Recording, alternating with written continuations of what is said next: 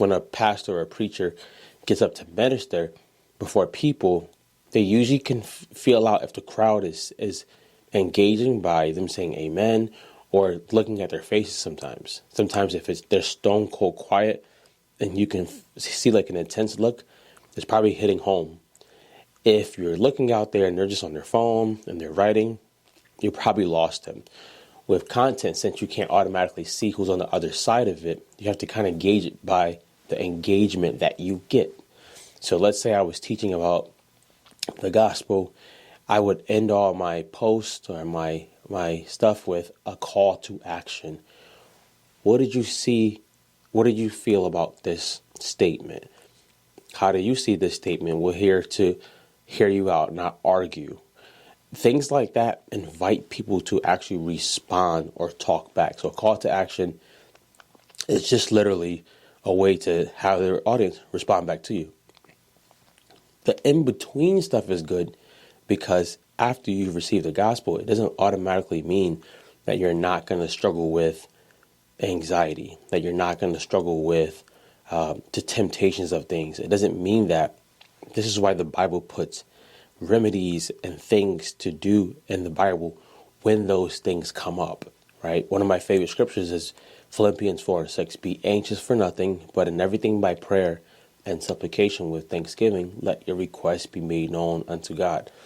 So these things will come up. It's what we do with it after. We want to teach that, and we can teach it through content.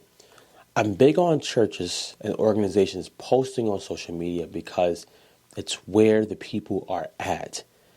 You have more people on social media than you ever would have in your congregation.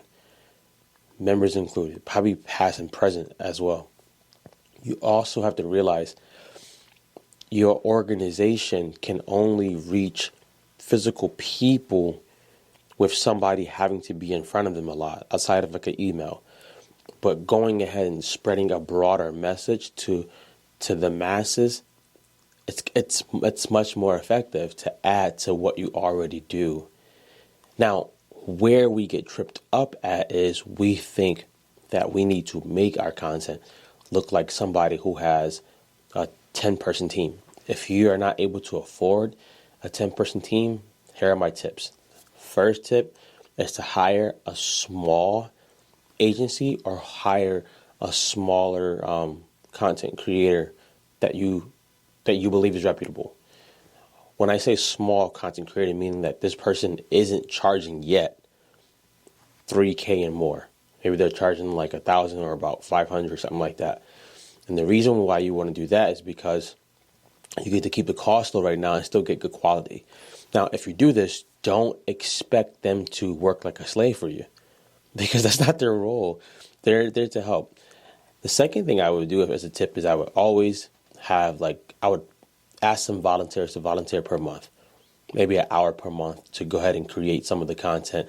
And kudos, if you get a younger person, they kind of know a lot about the phone, and they usually know a lot about the platform. So I would get someone who knows a lot about TikTok in the crowd, because they're going to know what that platform looks like.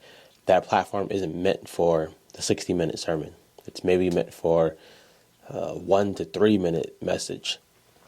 The third tip I would give is just put the camera on your pastor as they speak. That's going to start helping, and eventually you want to make that better, but that's a decent start.